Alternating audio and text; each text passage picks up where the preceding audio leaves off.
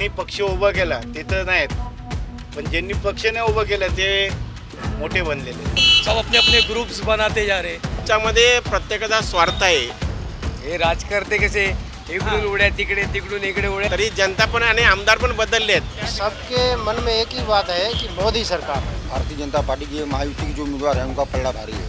शिंदे साहेबांना सहानुभूती आहे। आमच्या मतदारसंघामध्ये मशालीची छावा चालू आहे और अब की बार 400 पार। इथे गुजराती लोक जास्त आहे। मोदीजींना एक विनंती आहे माझी, मेट्रोचा प्रकल्प आहे, किती वर्ष रखडला आहे। हे प्रायव्हेटेशन केलं आहे, लोकांना नोकऱ्या नाही आहेत। तो वहाँ का किसान 4 व्हीलर लेके खेत पे जाते हैं। महागाई तर भरपूर वाढलेली आहे। शिक्षण करतात पण त्यांना नोकऱ्या भेटत नाही। लोकांचे प्रश्न भरपूर आहेत पण ते समस्या कोण सोडून काढतच नाही ना। आम्हालाही मतदान करायचा अधिकार आहे। 1000 रुपयामध्ये विकत घेऊ शकतात एखाद्या मतदार माणसाला। हम मतदाता दिशा भूल होने वाली नहीं है। मग शरद पवार असो, उद्धव ठाकरे असोत या राज ठाकरे असो, त्या लोकांनी महाराष्ट्राला सावरलं।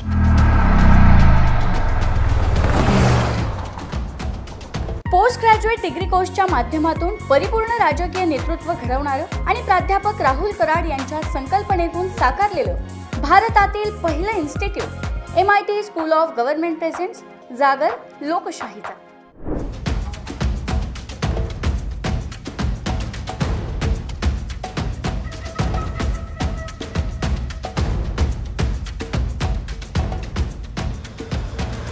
नमस्कार, मी Deepak Darade for the people न्यूजमध्ये आपलं सर्वांचं स्वागत आहे। MIT स्कूल ऑफ गव्हर्नमेंट प्रस्तुत जागर लोकशाहीचा हा जो आपला महाराष्ट्र दौरा आहे लोकसभा निवडणुकीच्या निमित्तानं, या दौऱ्यामध्ये आपण आज उत्तर पूर्व म्हणजे ईशान्य मुंबई लोकसभा मतदारसंघ जो आहे त्या मतदारसंघात आहे लोकसभेच्या, आणि या ठिकाणच्या मतदारांशी आपण बोलणार आहे, त्यांची मतं जाणून घेणार आहे, त्यांचे प्रश्न जाणून घेणार आहे, त्यांची भूमिका समजून घेणार आहे, आणि हा आपला दौरा असाच पुढं सुरू राहील।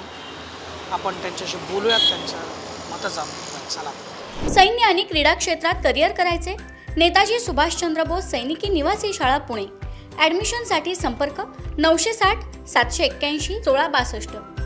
माझ्यासोबत नागरिक आहेत इथले, त्यांच्याशी आपण बोलूया। मला सांगा, हा जो मतदारसंघ आहे उत्तर पूर्व ईशान्य मुंबई, तर हा मुंबईमधला महत्त्वाचा लोकसभा मतदारसंघ मानला जातो।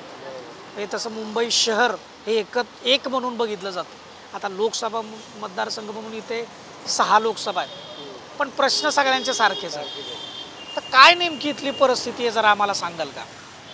परिस्थिती म्हणजे कशी, आता मुंबईमध्ये ट्रॅफिक एवढं झालेलं आहे, रोडचे प्रॉब्लेम, सर्व रोड खोदलेले असतात, तो एक प्रॉब्लेम। दुसरी गोष्ट म्हणजे जास्त पाण्यापिण्याचं काय नाही, पाणी एवढं, बाकीचं याचं पाण्याचं सर्व ठीक आहे। रोडचे प्रॉब्लेम जास्त आहेत, ट्रॅफिकचे हे मेन जास्त हे प्रॉब्लेम आहे। बाकी तसं म्हणायला गेलं तर मुलुंडचं आमचं एकदम व्यवस्थित आहे, चांगलं आहे, म्हणजे सर्व कामं बिमं व्यवस्थित होत आहेत, काही तसे काय प्रॉब्लेम नाही। पाण्याचा प्रॉब्लेम पण एकदम सुटलेला आहे। सुटलेला मला सांगा, इथला शिक्षण असेल किंवा आरोग्याच्या सुविधा असतील किंवा रोजगार असेल, याची परिस्थिती कशी आहे मुंबईमध्ये तुमच्या इथे? नाही, इकडे मुलुंडला रोजगार वगैरे चांगले आहेत, सर्व व्यवस्थित आहे, काही प्रॉब्लेम नाही। आणि तुम्ही म्हणताय ते ह्याचे काय मेडिक्लेमचे ह्याच्यात सर्व व्यवस्थित आहे, सुविधा चांगल्या आहेत। आता इथं तुमच्याकडे उमेदवार जे आहेत ते भाजपचे मिहीर कोटेचा म्हणून दिलेत, बरोबर, आणि महाविकास आघाडीकडून शिवसेना उबाटाकडून संजय दिना पाटील आहेत। तर काय, कशी लढत होईल? लढत इथे कसं माहिती आहे का, मुलुंडला आपला हा जो मतदारसंघ आहे ना, जास्त इथे गुजराती लोक जास्त आहेत। हां, त्यामुळे मिहीर कोटे यांचा हे जास्त आहे निवडून येण्याचा। हां, आणि कामं आहेत तशी त्यांची। पण ओव्हरऑल पूर्ण लोकसभा मतदारसंघ जर आपण बघितलं, म्हणजे याच्यामध्ये विक्रोळी आहे, खाली भांडूप आहे, शिवाजीनगर आहे, म्हणजे असं या सगळ्या मतदारसंघाचा विचार केला तर काय परिस्थिती राहील? नाही, तसं कसं माहिती आहे का, आता हे राजकारते कसे इकडून उड्या तिकडे तिकडून इकडे उड्या, त्यामुळे लोक थोडं बिथरलेली आहेत, लोकांना थोडं हे नाही, लोकांना आवडलं नाही का? आवडलं नाही थोडं, म्हणजे कसं आता तुम्हाला आता हे उमेदवार आहे, त्यांनी लोकांना त्यांना कशासाठी हा शिवसेनेचा उमेदवार त्याला निवडून दिला आहे. आणि ते लोक काय करतात, त्यांनी प्रपोज मारलं या आमच्याकडे, गेले तिकडे, असं होतं आहे ना. म्हणजे लोक थोडे भितरलेले आहेत, बाकी काय नाही. कुणाला सहानुभूती मिळाली त्याच्यातून? सहानुभूती मिळाली म्हणजे कसं, शिंदे साहेबांना सहानुभूती आहे CMना, त्यांचं एकदम म्हणजे काम व्यवस्थित आहे. म्हणजे इथं भाजपला जास्त हे आहे, सपोर्ट आहे. आणि इथं काय आणखी विकासाचे प्रोजेक्ट यायला पाहिजेत असं वाटतं तुम्हाला, का फक्त ट्रॅफिकच सॉल्व्ह झालं पाहिजे? नाही, विकासाचे म्हणजे कसं माहिती आहे का, आता चालू आहे ते व्यवस्थित आहे. आता हा मेट्रोचा प्रकल्प आहे, किती वर्ष रखडला आहे तो. आता ते बोलतील की तो कशामुळे रखडला आहे, लॉकडाऊनमुळे, बरोबर. ते व्हायला पाहिजे होतं. विकास तर व्हायला पाहिजे अजून, पण जसा होतो त्याच्यापेक्षा थोडा अधिक व्हायला पाहिजे. नागरिकांच्या प्रतिक्रिया आहेत, आपण जाणून घेऊयात आणखी नागरिकांची. काय परिस्थिती नागरिकांची इथं, कुठल्या समस्या त्यांना भेडसावतात? आता महागाई तर भरपूर वाढलेलीच आहे. गॅसचं बिल, लाईट बिल, हे समस्या भरपूरच आहे. पोरांचं शिक्षण तिथे काही करू शकत नाही. हां, आता म्हटलं पाऊस जरी पडला तर कांदे बटे भाव वाढलेच पाहिजे. तर सामान्य लोक करणार का? पण आता जशी महागाई वाढते तसं रोजगार नाही वाढत का? वाढतच नाही ना, कसं म्हणता. आता लग्न सरायला जायचं म्हटलं तर गावात जायचं म्हटलं तरी लांब जायचं, कोल्हापूर जायचं येण्या जाण्यामध्ये 5-4 जण जाण्यामध्ये 1000 रुपये तिकीट, जाण्या येण्यामध्ये 5-6 हजार रुपये त्याच्यामध्ये जातात. काय परवडणार? लग्न करणार की कामं परत सुट्टीचे पैसे कट होते. मग आता येणाऱ्या लोकसभा निवडणुकीत हे प्रश्न असतील का लोकांच्या डोक्यात? लोकांचे प्रश्न भरपूर आहेत, पण ते समस्याचे कोण सोडगा काढतच नाही ना समस्यामध्ये. जे तो आपल्या विचारच करतो.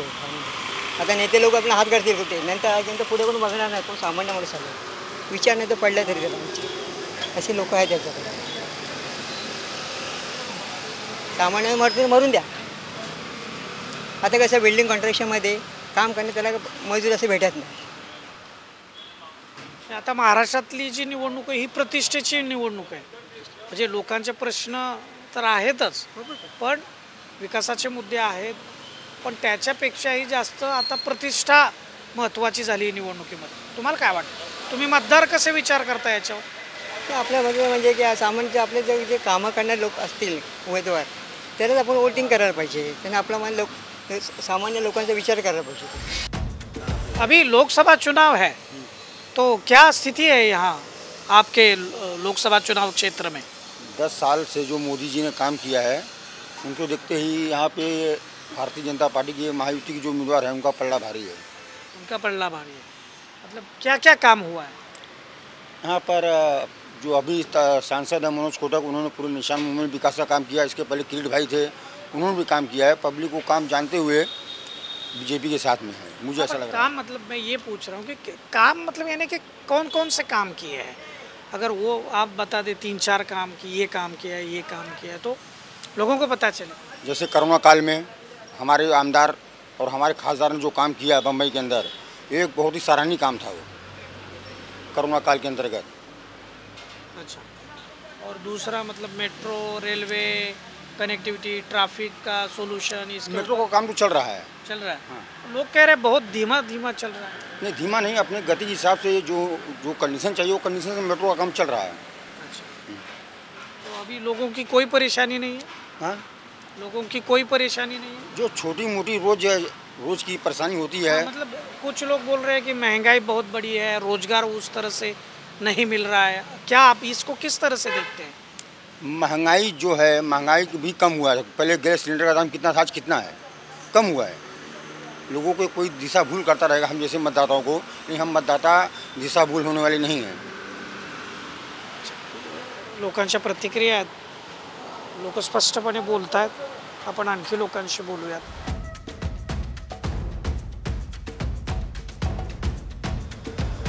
आपण काही इथल्या नागरिकांशी बोलूयात. इथं काही नागरिक आहेत माझ्यासोबत. नमस्कार दादा. आत्ता निवडणुकीचं वातावरण आहे, प्रचार जोरात सुरू आहे. 20 मेला तुम्ही मतदान करणार आहात आणि 5 वर्षातून एकदा आपल्याला संधी मिळते देशाचं सरकार बनवण्याची. जर ते सरकार 5 वर्ष टिकलं तर, नाही टिकलं तर पुन्हा होतातच, मागं आपण बघितलेलं आहे. सध्याची काय परिस्थिती आहे, नेमकं कुठले मुद्दे या निवडणुकीमध्ये असले पाहिजेत पण ते सध्या नाही आहेत? नाही, मुद्दे म्हणजे कसं, आज पंतप्रधान मोदीजी आहेत ना, हे ॲक्च्युली देशासाठी भरपूर काही चांगलं करत आहेत. त्यांनी जे आज ते सर्जिकल स्ट्राईक किंवा इतर ज्या गोष्टी आहेत देशासाठी जो विकास केले आहे त्यांनी, तो एक महत्त्वपूर्ण आहे. आणि त्याच्यामध्ये भारत देशाचं एक नाव आहे त्याच्यामध्ये. मी आज आर्मी एक सर्व्हिसमॅन आहे आणि मला सर्व ह्या गोष्टीमध्ये जे आम्ही म्हणजे बघतो डोळ्याने बघणं, कानाने ऐकणं आणि त्याच्यावरती निर्णय घेणं, हे फार मोठं म्हणजे आपलं स्वतःचं मत असतं. त्यामुळं मला एक वाटतं आहे. पण काही गोष्टी अशा आहेत, हे जे प्रायव्हेटेशन केलं आहे आज जनतेमध्ये, जे प्रायव्हेटेशन केलं आहे, लोकांना नोकऱ्या नाही आहेत. 16-17,000 18,000मध्ये ज्या नोकऱ्या करत आहेत त्या मुलांचं भवितव्य हे पुढच्या देशासाठी हे काय ह्याच्यासाठी हे नाही, देशासाठी म्हणजे एक ते बेकारच आहे असं मला वाटतं. कमीत कमीत त्यांना तुम्ही परमनंट नका करू, पण त्यांचं पेमेंट तरी त्यांना द्या व्यवस्थित. होतं कसं, सरकार देतं आहे पण जे चालवतात प्रायव्हेटेशन ते त्यांना देत नाहीत. अच्छा, म्हणजे रोजंदारीचा विषय. हां, रोजंदारीचा विषय, कॉन्ट्रॅक्ट पद्धत ॲक्च्युली ही बंद करायला पाहिजे असं मला वाटतं. आता मला सांगा, म्हणजे तुम्ही एक रोजगारीचा विषय आणि मिळणारं उत्पन्न म्हणजे ते पगार याचा विषय सांगितला. पण अनेक ठिकाणी आम्हाला म्हणजे लोक बोलत आहेत की महागाई आहे आणि जे त्यांचं उत्पन्न आहे याचा ताळमेळ बसत नाही आहे. हो, बरोबर आहे. नाही, आजकाल काय माहिती आहे, आताची जी पिढी, नवीन पिढी आहे, याच्यामध्ये शेती करणं आणि शेतीमध्ये जे उत्पन्न होतं त्याच्यामधून काय मिळत नाही. त्यामुळं सगळी दुनिया आता सध्याच्या याच्यामध्ये नवीन पिढी ही सर्व शहराकडे येत चालले. आणि त्याच्यामुळं होतं कसं माहीत आहे, तिथून त्यांना रोजगार मिळत नाही. गावच्या शेती संपूर्ण पडलेल्या आहेत. शेती करून तिथं त्यांना जे काय सरकारचं सहकार्य आहे हे अजिबात मिळत नाही. ॲडव्हर्टाईज होते. तुम्ही म्हणाले की तरुण जे आहेत ते गावाकडं शेतीमध्ये रोजगार नाही म्हणून किंवा उत्पन्न फारसे मिळत नाही म्हणून शहराकडे येत आहेत. मुंबईमध्ये फार जागा आहे का? म्हणजे मुंबई त्याविषयी सरकार कुठं धोरणच आखत नाही किंवा मुंबईला किती अजून सामावून घ्यायचं मुंबईमध्ये? कारण मुंबई फार मोठी आहे असं वाटतं. नाही, मुंबई फार एक विकसित आहे आणि मुंबईमध्ये जे आजकाल ज्या ह्या सर्व मेट्रो, हा जो ब्रिज वगैरे तुम्ही दाखवत आहे, मेट्रो झालं आहे, सर्व झालं आहे, सगळं काय आहे. पण इतकी जागा आहे का मुंबईमध्ये? जागा नाही आहे. आज जागा सर्व खाडी सर्व बुजवली गेली. आज जेवढी जी उष्णता मुंबईमध्ये होते आणि त्याची कारणं वेगळी आहेत. आज प्रत्येक ठिकाणी कॉन्क्रीट सिस्टम चालले आहे, झाडांची याचे हे महत्त्वाचे प्रश्न नाही आहेत का? हो, महत्त्वाचे प्रश्न आहेत, महत्त्वाचे. मग याच्याकडे सरकारने लक्ष दिलं पाहिजे का? सरकारने लक्ष द्यायला पाहिजे. सरकार जेवढी सुविधा देते, आज मेट्रोने जर प्रवास करायचा असेल एक सामान्य माणसाला, आता उद्या ही सगळं डिजिटल एक म्हणजे संपूर्ण म्हणजे ह्याच्यामध्ये फिरणार.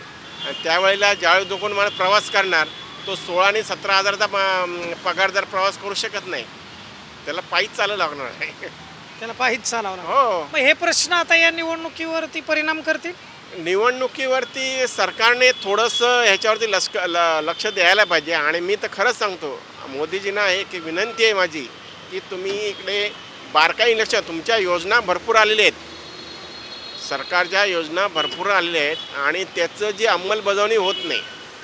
अंमलबजावणी होत. आता दुसरी एक गोष्ट आहे, महाराष्ट्राचं राजकारण जे सध्या देशात चर्चेला आहे, तोडफोडीचं राजकारण, हा पॅटर्न जो झाला आहे तो महाराष्ट्राची राजकीय संस्कृती तर अशा पद्धतीची नव्हती. म्हणजे आमदार या पक्षातून त्या पक्षात जात होते, खासदार या पक्षातून त्या पक्षात जाणं तिथपर्यंत योग्य आहे, पण एकदम सगळं काय फोडतोय आपण हेच राहिलं नाही. आता नाही, ह्याच्यामध्ये प्रत्येकाचा स्वार्थ आहे.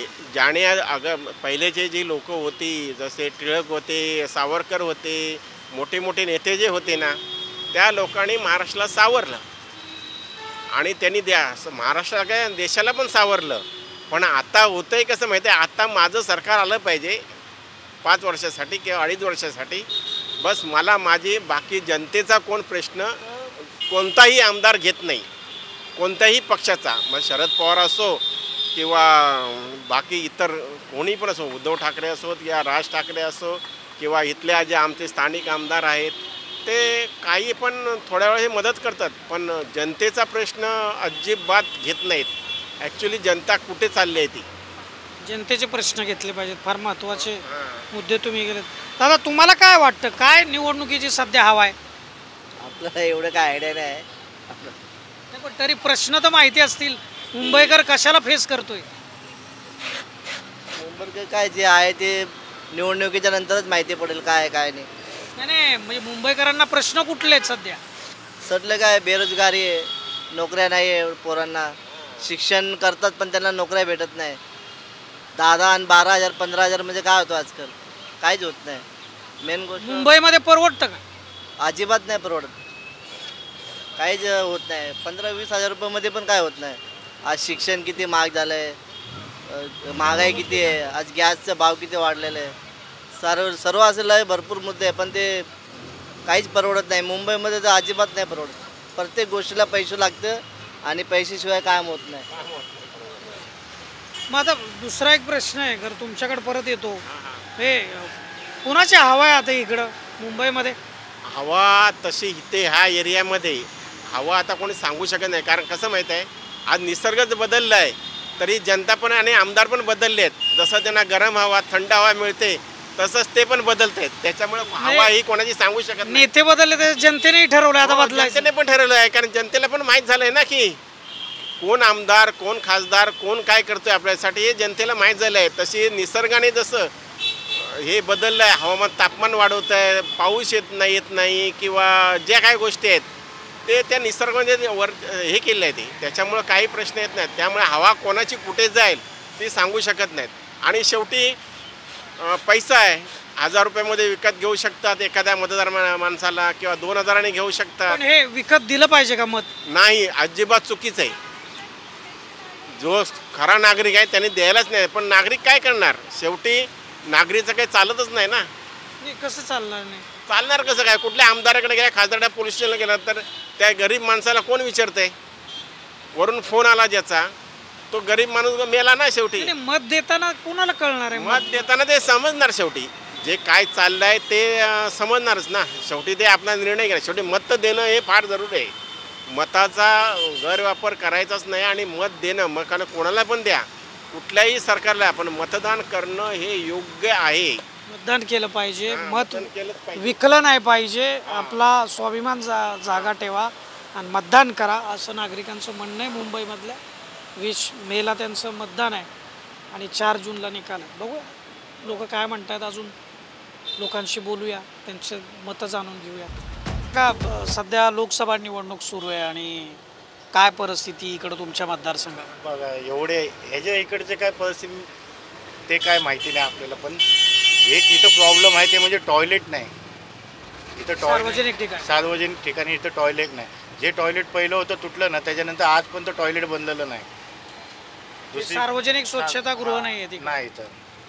त्याच्यानंतर इथं पार्किंग लावून ठेवतात, रिक्षांना रिक्षा स्टँडला जागा नाही, कुठेही पार्किंग कशीही लावून ठेवतात.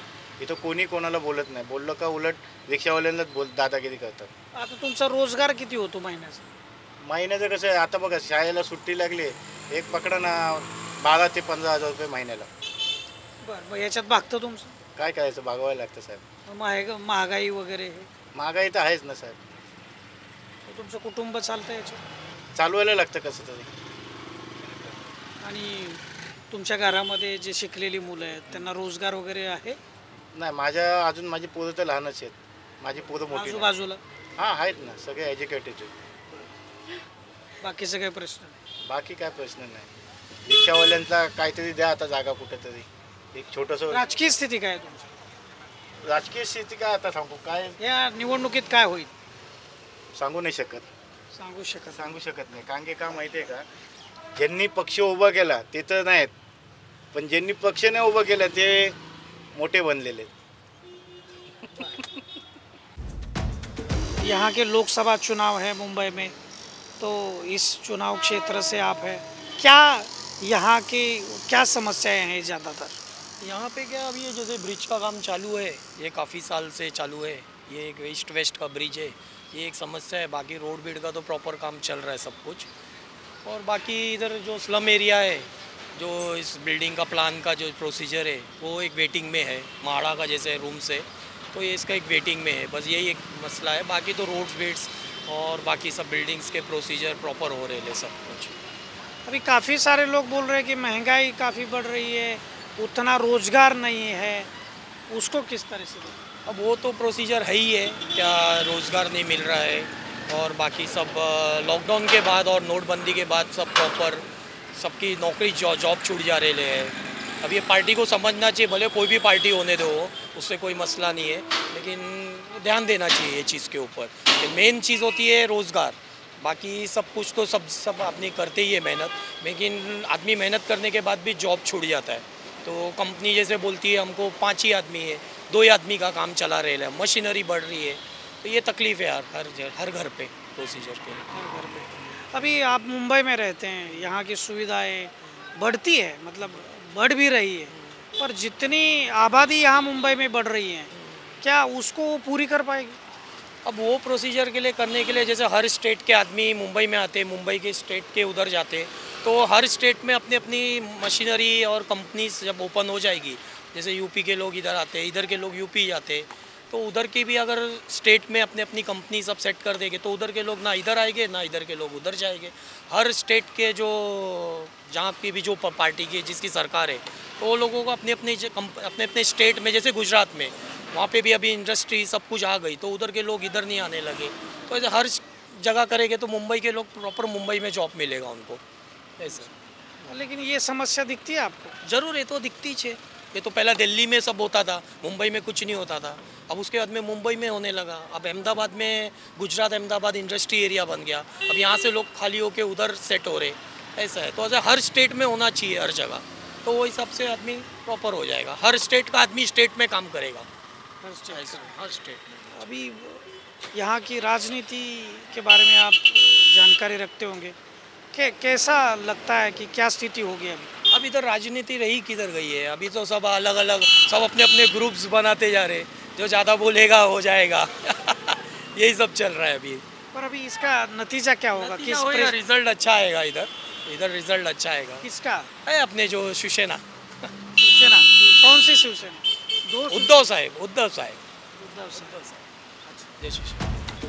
आपण ईशान्य लोकसभा मतदारसंघात आहे, म्हणजे उत्तर पूर्व लोकसभा मतदारसंघ ज्याला म्हणतात, त्या ठिकाणी माझ्यासोबत काही नागरिक आहेत, त्यांच्याशी आपण बोलूया। लोकसभा निवडणूक सुरू आहे, प्रचार खूप जोरात सुरू आहे, पण काय नेमकं लोकांचे प्रश्न या निवडणुकीच्या प्रचारामध्ये अधोरेखित होत आहेत का?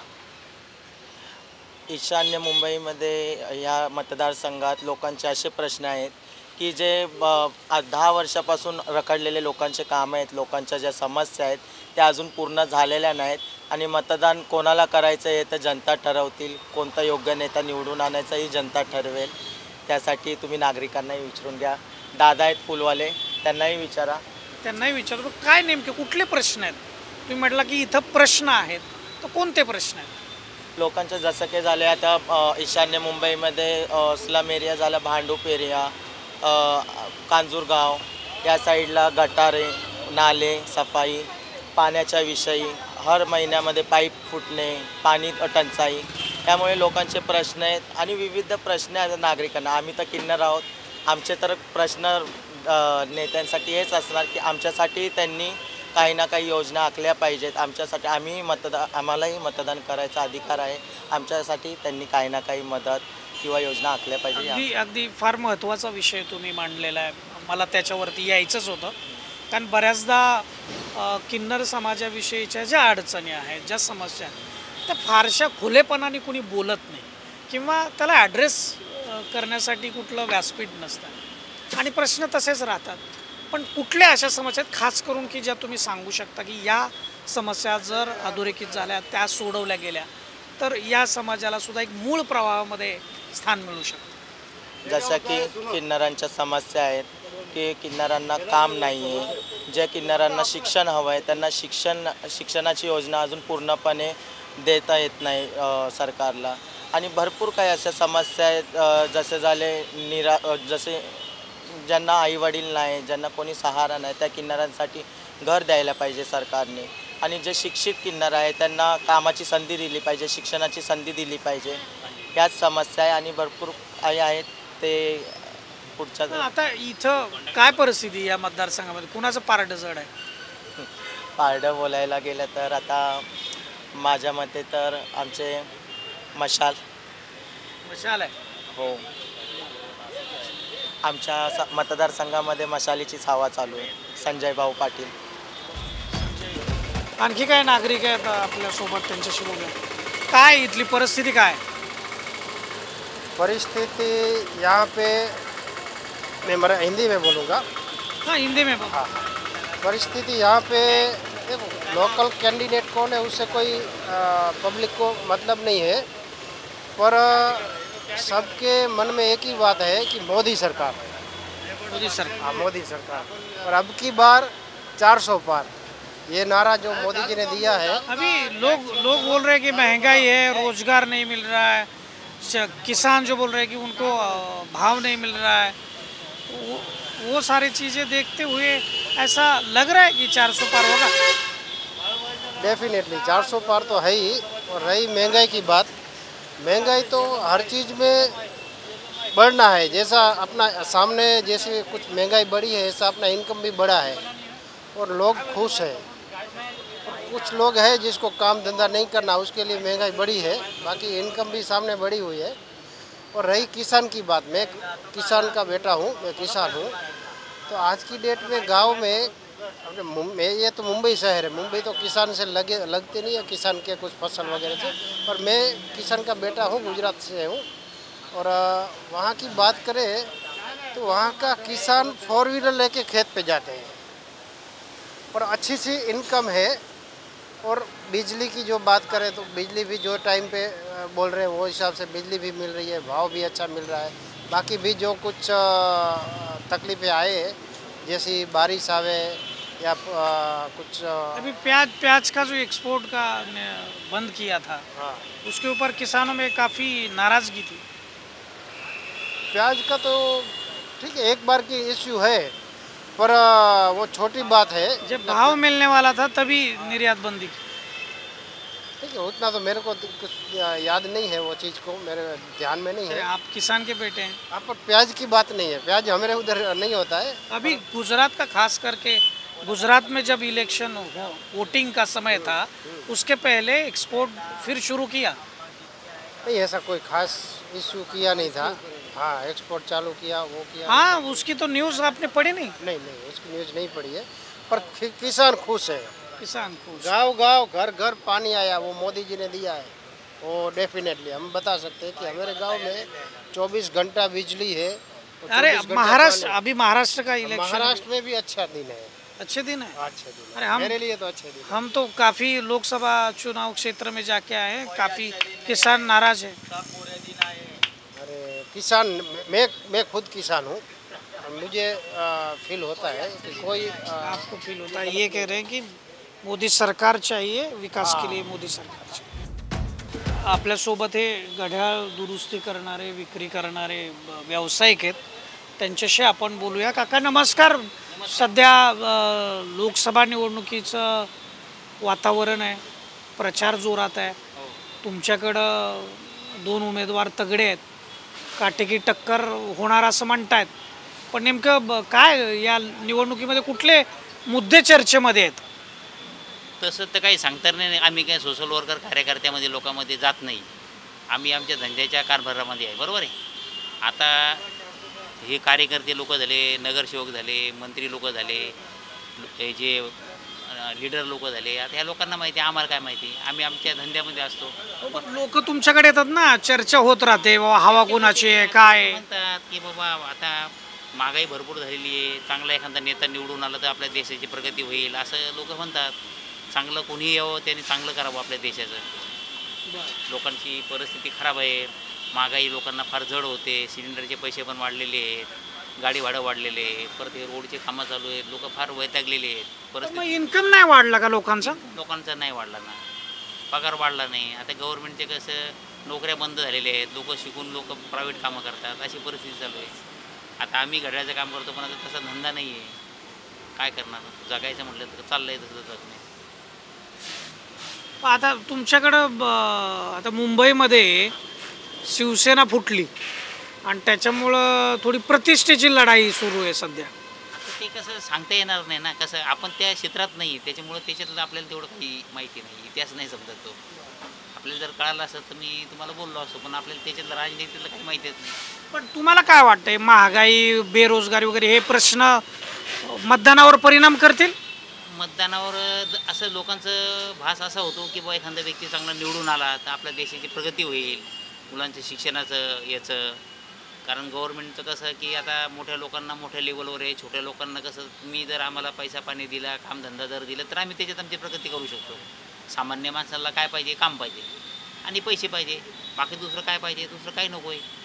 जी मेहनत करतो त्या मेहनतीमध्ये जे काय 2 पैसे मिळतील त्याच्यातून त्यांचे मुलं बाळं फॅमिली सांभाळून ते त्यांची प्रगती करू शकतात, बाकी काही नाही. मग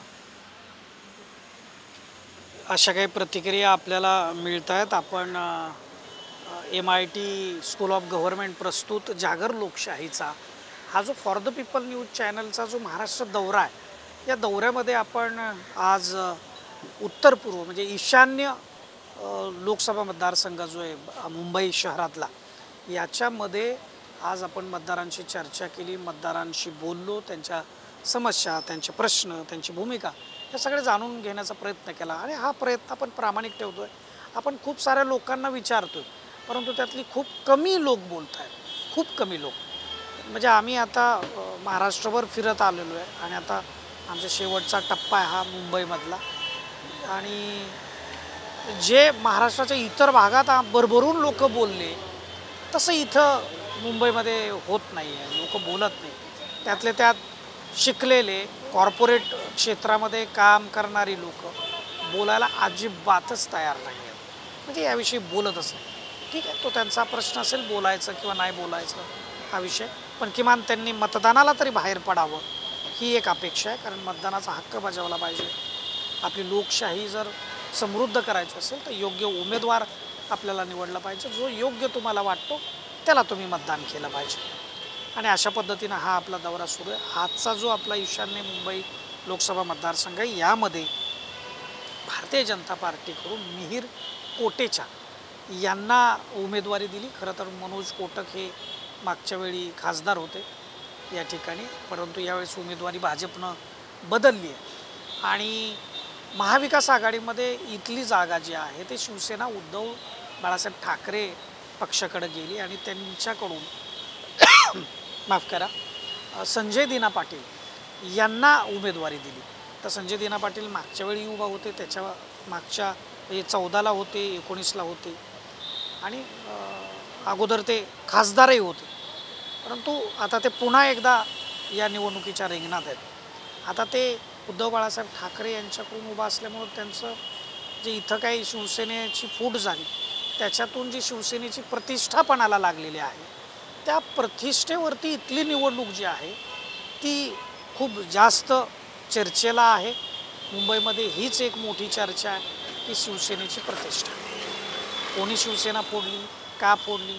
मग समोरचे जे विरोधक आहेत म्हणजे शिवसेनेचे उद्धव बाळासाहेब ठाकरे यांचे विरोधक भारतीय जनता पार्टीचे लोक आहेत किंवा महायुतीमधला जो घटक सगळे पक्ष आहेत किंवा त्यांना मानणारा वर्ग आहे, ते असं सांगतात की पहिली सुरुवात कोणी केली, उद्धव बाळासाहेब ठाकरे का गेले. म्हणजे या सगळ्या आरोप प्रत्यारोपामध्ये नागरिकांचे जे मूलभूत प्रश्न आहेत, नागरीकरण एवढ्या मोठ्या प्रमाणामध्ये सुरू आहे, मुंबईमध्ये लोंढा येतो आहे. ठीक आहे, या ठिकाणी मेट्रो किंवा रेल्वे किंवा ह्या सुविधा आहेत, नाही आहेत असं नाही, पण या तुम्ही किती सुविधा करणार आहे, याला मर्यादा आहेत. त्यामुळं येणाऱ्या काळामध्ये आपल्याला नवीन शहरं, नवीन उद्योगाचे केंद्र निर्माण करावी लागतील, जेणेकरून मुंबई असेल, पुणे असेल, नाशिक म्हणजे महाराष्ट्रापुरतं बोलायचं झालं तर इतर राज्यामध्येही हे व्हायला पाहिजे. कारण देशाचं सरकार देशाचं धोरण ठरवत असतं, त्यामुळे या गोष्टी त्या ठिकाणी फार प्राधान्यक्रमानं लक्षात घेतल्या पाहिजे. आणि असा हा सगळा आढावा इथला आहे.